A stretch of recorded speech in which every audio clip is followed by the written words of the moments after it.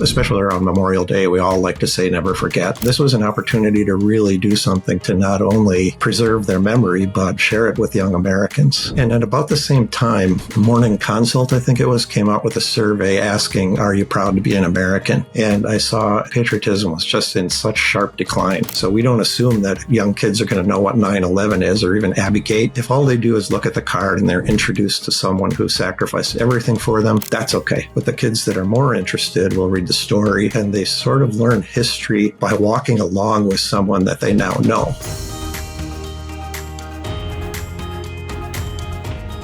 Hello and welcome to the Liberty Spenders Podcast. I'm your host, Kurt Luthart, and founder of the Prosper Group, an agency that's helped raise over $500 million and elect over 100 members of Congress, 15 governors, 15 U.S. senators, and 1 president.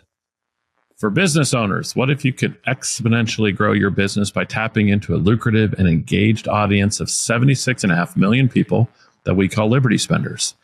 These Americans spend $5 trillion a year and are motivated to buy from businesses that share their values. If you want to learn more, you can get access to our new best-selling book at www.libertyspenders.com/free. We're thrilled today to have Craig Dumais, a passionate storyteller and the president and founder of the Grateful Nation Project, an educational nonprofit that preserves the true stories of U.S. service members from the Revolutionary War to today who gave their lives for our freedom. Through hero cards and digital biographies, he inspires a new generation to honor their sacrifices and cherish liberty. Craig, it's awesome to have you. Hi, Kurt. Thanks so much for the opportunity. I appreciate it. Yeah.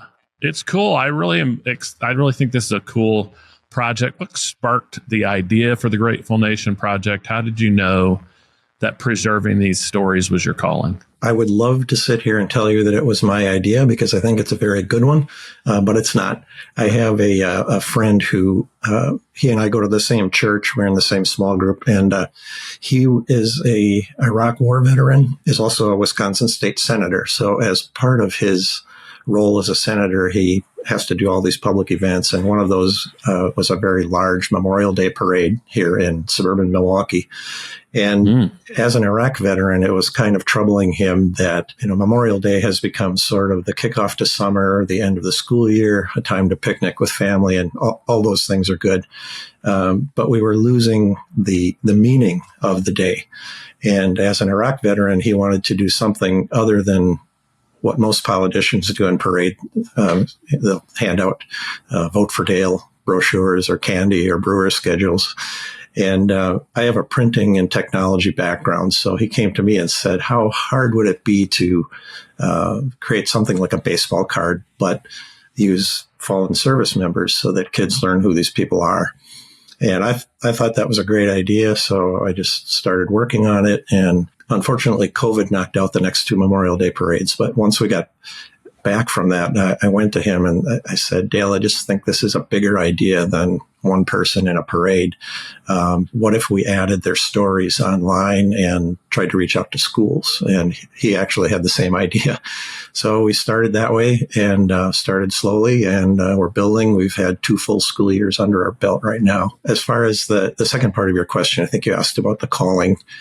Yeah. I really wanted to do this because I thought it was a good idea, and originally just started out thinking I would like to find some way to honor the fallen. And as I've gotten into it and as we've built this, kind of a second calling came along, and that is the Gold Star and surviving families, and working with them on a daily basis. I was really blown away by how much this means to them, that their loved one is not forgotten. I mean, we always, especially around Memorial Day, we all like to say never forget. And we might pause for 15 seconds solemnly while the flag goes by. But this was an opportunity to really do something to not only preserve their memory, but share it with young Americans. And at about the same time, Morning Consult, I think it was, came out with a survey asking, are you proud to be an American? And I saw the sharp decline from the baby boom generation to Gen Z adults. That patriotism was just in such sharp decline. And that made me think, well, I can complain about that, or I can shake my head and wonder what's going on, or we can do something about it. And that's when I I left my career of 30 years in the print industry and started doing this full time. I wanted to do something about it. Yeah.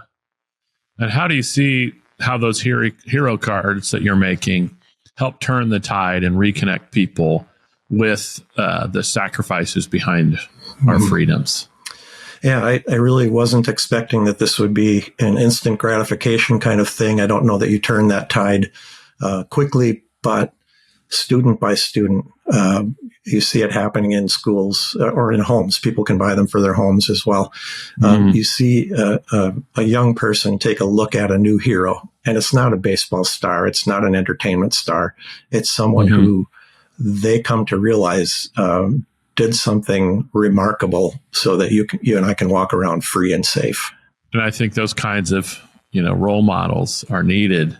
And I know that the hero cards span all the way from Revolutionary War folks to modern conflicts. How do you kind of tell that story and make it feel real and personal? Particularly when you're, I feel sometimes when you show kids something from the Revolutionary War, they kind of, tune out. How do you make it personal and interesting for them?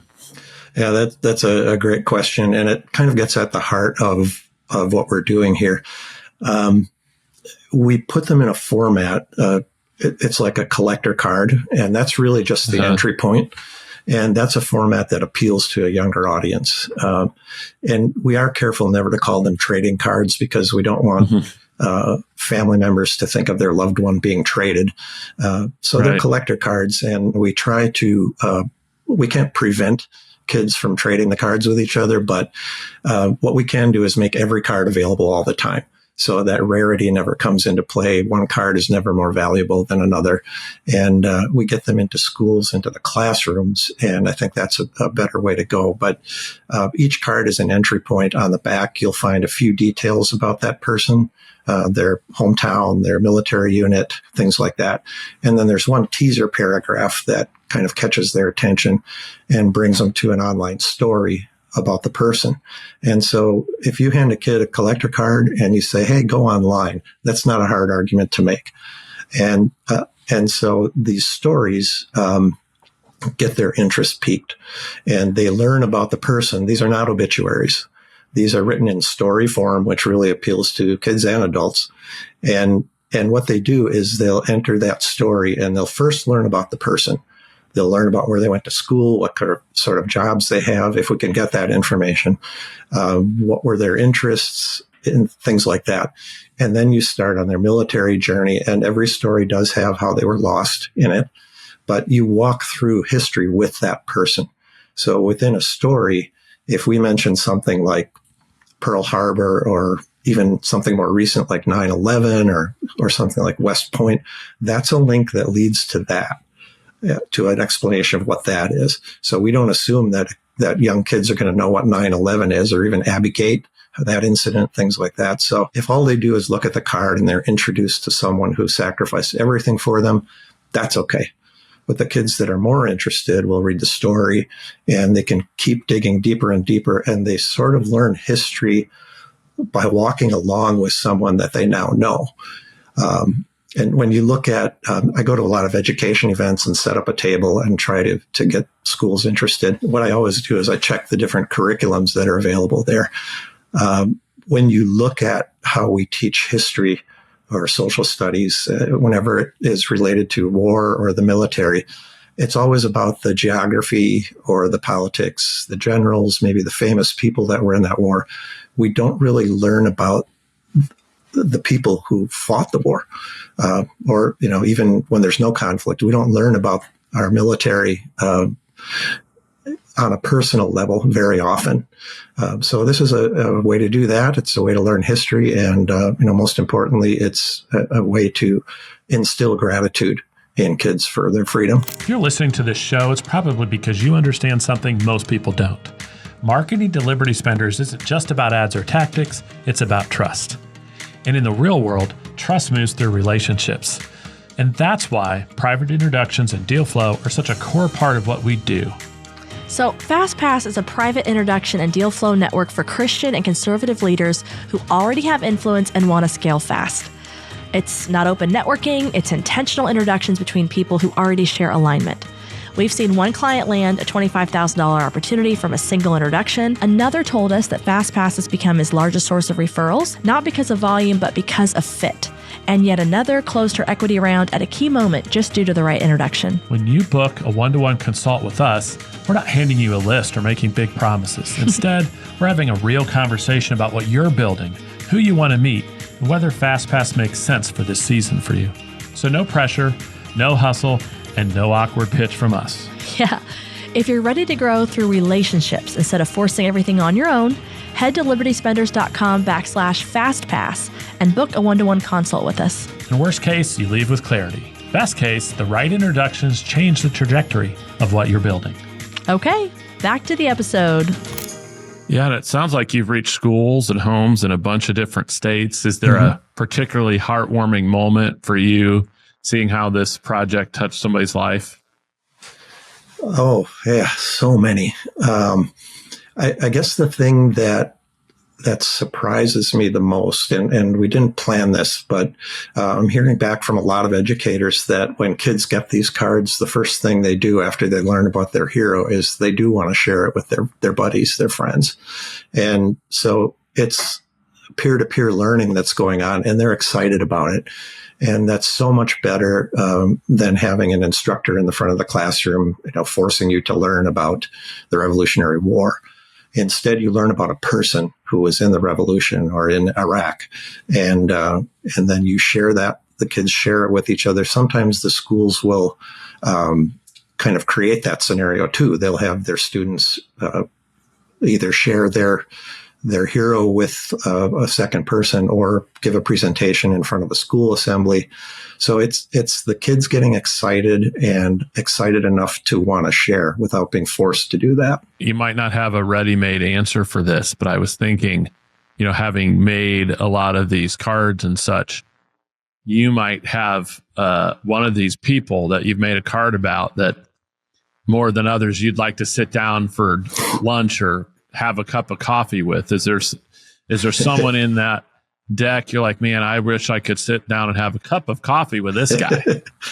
Oh yeah, that's kind of like asking who's your favorite Beatle. It's very hard to right. They all become kind of special to me. And in order to make these stories personal, I have to kind of get to know them on a personal level too. So I don't, hopefully no one will think this is rejecting all the others, but there is one guy, Thomas Selfridge, and I believe he's Hero 26. But people can go to our website, gratefulnation.us or herocards.us, and type in Selfridge in the search if I have that number wrong.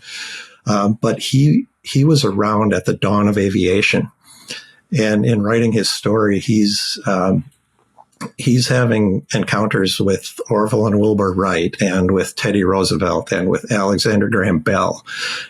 And he was there for not only the dawn of aviation, but for the very beginning where the military started to think, hey, this could have a military purpose. Let's figure this out. So he was involved in that, and he was the first person lost in an air accident. I guess it would be great to sit down and have a cup of coffee with him. I don't know what question. I'd have a million questions for him. Probably the first one would be, how do you avoid being an insufferable name dropper when you go to a party with all the people you've met?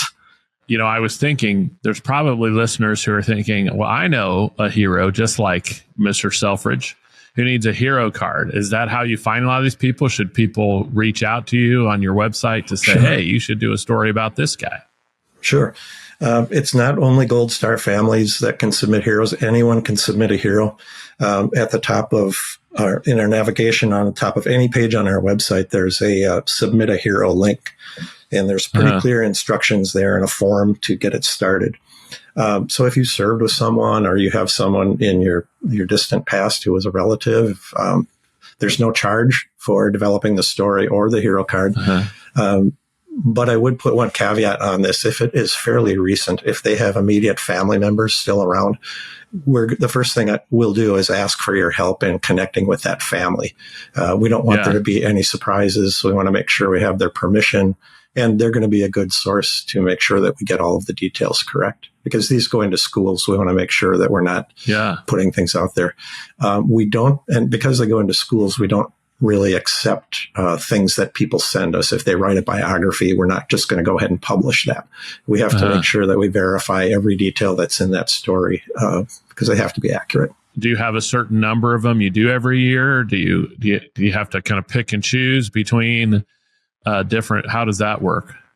Yeah, we basically, I would say generally we do them in the order that they come in. The only exceptions there are if a Gold Star family member submits a hero, we put them to the front of the line.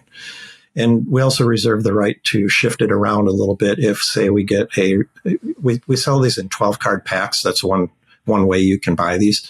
And so we want to make sure that every 12-card pack has a bit of variety in it. So if we get a run of World War II or Vietnam War or all Army, we might mix it up a little bit just so that there's some variety in the packs. But generally, we do them in the order they get submitted. You just recently got your 501c3 nonprofit designation. Yes. So I'm sure that's helping you in many ways. It is. I mean, I guess beyond the obvious, where it allows us to take donations, it allows us to apply for grants. I think more importantly, it gives us a lot of credibility with schools and even more importantly with the Gold Star families to know that we're not here profiting off of your tragedy. There isn't a dollar that goes to anyone's salary or to a building or anything like that. Every dollar is spent on on paper and ink and shipping. And so with every donation, more students get these cards in their hands. Yeah. Yeah. Well, and that's so people are hearing you and they're saying, okay, how can we help? So it sounds like one way might be they have a hero they want to submit. Right. And they can support you guys financially. Is there other ways they can help you guys? There are many. One thing we don't have is a big sales force going out to all the different school districts. And, everyone lives in a school district. If you have a private school, public school, to just approach your administrators, your principals, your social studies, history teachers and say, hey, I found this cool thing. It would be great to get it into the schools. That's big for us because we don't have a lot of boots on the ground to do that. So we're counting on people like your listeners to help with that. Another thing, if that's too much work for you, we don't spend a lot on advertising. In fact, that's pretty close to zero. We will spend a little bit of money getting out to these education events and things like that. But for the most part, to get people to know we're out here, we're relying on social media to do that. So if people could follow us on social media, when they see a post, click it, click like, share. I know everybody tells you to do that, but for us, that's just crucial. Just getting exposure. When people find out we're out here and what we're doing, they like it and they want to get it. So making that connection for no cost and about 15 seconds worth of effort. I guess that's one thing I would ask of your listeners. Yeah. Well, and I do think, helping connect you with schools is very reasonable. A lot of our listeners are parents and they're very involved in their schools. Right. So it's a quick thing to say, hey, you guys should check out what they're doing there with the hero cards. Yeah. Well, and I guess I would also say I don't want to focus exclusively on schools. That is our primary focus. But a lot of parents buy these for their kids or for their team, for their scout troop. Businesses could say, hey, this Veterans Day, we're celebrating the 250th of the Army, the Navy, and the Marines and our nation. Why don't I do something special for the veterans that I employ and just get them a 12-pack of hero cards? It's something meaningful, different. It's not expensive, and it shows a recognition that we're grateful for the service that you do. So looking ahead, what's the big dream for the Grateful Nation Project? If you could name it and make it happen, what would you like to see happen? Yeah. Yesterday, I sent out, I think, 700 cards to 2 different schools. And this morning, I'm going to send out another 300 to another school that applied. For me, that is not just sending out cards. It's not just bringing in revenue. That's 1,000 kids that are going to meet somebody who gave the ultimate sacrifice for their freedom. They're going to get a new hero. Now that's just 3 schools. How many schools are there in this country? How many homes are there in this country? To start developing that gratitude and try to roll back that I'm proud of my country decline, to get that swinging up the other way is a pretty big goal. But we're going to do it one card, one student at a time. Yeah, it's often those little things that add up, right? It's, to your point, it's not something that happens overnight. And Right. even sometimes big events like 9/11 have a short shelf life. We kind of come together for a short time and then we're back to arguing about things. Helping people develop these kinds of heroes is so powerful. When you were thinking about heroes, I always go to superheroes. I was thinking, we need a good superhero catchphrase for these hero cards. Have you ever gone down the rabbit hole with some creative ideas like that for these cards? Yeah, that's one thing that I was surprised to discover with this, is that one thing it does is it just spawns ideas in everybody's head. And that can be good. Ideas like, we'll have different organizations that will, especially if they're military focused, they'll get the cards and they'll put, if they have a gala, they'll put one card on every seat or on every plate or in the flower arrangement. Or there's 5K runs or golf event fundraisers where they'll put these in the swag bag. Those are good ideas. A lot of the ideas, though, I have to be careful with it, because some of the ideas are, hey, it could go in this direction, it could go in that direction. Did you think about first responders or maybe all veterans? With the mission that we've taken on, we have, between the Revolutionary War and present day, there's somewhere around 1.2 to 1.3 million stories. And of course, a lot of those are lost to history, but it's a massive mission. So some people will say, well, what about all veterans? That would add, 40 to 60 million more. And so mission creep is a big issue for us. All of those things would be good. First responders would be great. We really want to stay mission focused on those who lost their life while in service in the U.S. military. The only criterion is that they lost their life while in service. And a lot of those are disease or training accidents or even suicides. If they put their name on the line and put on the uniform, whether they were drafted or enlisted, that's the heroic thing. They did that knowing it could cost them their lives. And we're only focusing on the ones that it did cost them their lives. But every one of them is a hero because they answered the bell when their country called. We like to ask every guest the same 3 questions. And I think that's a good moment to go into our lightning round. The idea is 90 seconds on 3 different questions. There's no buzzer, so it's pretty light accountability. But I like to ask people, if you're, hopefully a long time from now, when you're looking back on your life, knowing that maybe you're in your hospital bed, how do you look back and say, you know what, I led a life well lived, or I feel like I was successful in my life? How will you judge that? Yeah, for me personally, that's a spiritual question. So I'll go away from that personal answer though and say that for the organization, I would say it's right there in our name. It's a grateful nation. If we have a grateful nation, I don't have any delusions that just our efforts are going to make that happen, but that really is the goal. Ultimately, it's a large goal and it probably won't be accomplished in our lifetimes, but we want to move in baby steps toward that direction. I like that. I also would ask you to give me 90 seconds on any topic that's been interesting you lately. It's not, but it can't be Grateful Nation related. Like maybe there's a hobby or something that's taking you down the rabbit hole. What's got you obsessed a little bit lately? Yeah, this is pretty all consuming. So there's not a whole lot of time for things like that. But I would say that living in Wisconsin right now, we have the Milwaukee Brewers have the best record in baseball. And I don't know if the Bucks are quite there, but they're also in the conversation. So there's a lot of, for a small market town like Milwaukee, there's a lot of excitement around here, and I'm paying attention to that whenever I put this down. Yeah. Well, the Pacers are always have their eyes on the Bucks. That's for sure. Yeah. So you do have a good collection of good teams up there. Mm-hmm. Yeah, that's a great distraction. Doing this work can get kind of heavy at times when you do it all day, every day. So those are great distractions. Unless they lose, then it's not so great. Yeah, exactly.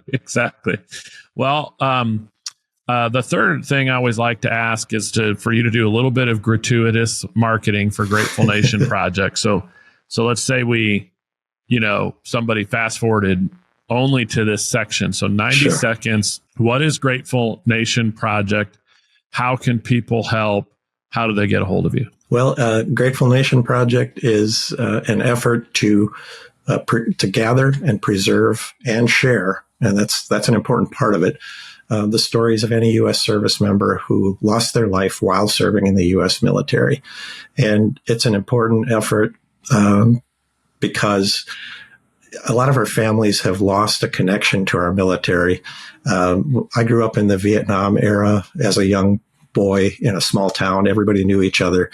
My uncles all served. My dad served. The kids that I knew in high school who were older than me were watching the draft lottery, and people I knew everywhere, all around the town, were serving in the military. Today, that's not the case, and that's both good and bad. It's good because the people who did this actually bought us that kind of security and freedom to the point where not every family has to send someone. It's bad because it's out of sight, out of mind. We kind of forget what's happening to keep us free even today. There's people out there serving right now that allow you and I to walk around free and safe. And so this is a way to connect that. And it's one thing to say, never forget. It's another thing to do something about it. And it's not our organization that's going to do it. It's the schools and the educators and the homes that are going to do it. And we just want to provide them with a good tool to actually produce a grateful nation. Yeah, I love it. And, for those of you who are listening, you can find information on what Craig's up to at www.herocards.us, correct? That's correct. Gratefulnation.us also works. They both go to the same place. And if you click on the contact us, that'll come to me. So I really appreciate you for joining. I think this is a great project, and we've got a 3-year-old and a 5-year-old, and I think they love this kind of stuff too. So we'll be checking it out. And thank you, others, for listening in. If you liked what you heard today, make sure you like and subscribe so you can hear more of them. And for those of you more interested in what we're up to, you can join the Liberty Business Alliance community at libertyspenders.com. You can also learn more from our new book.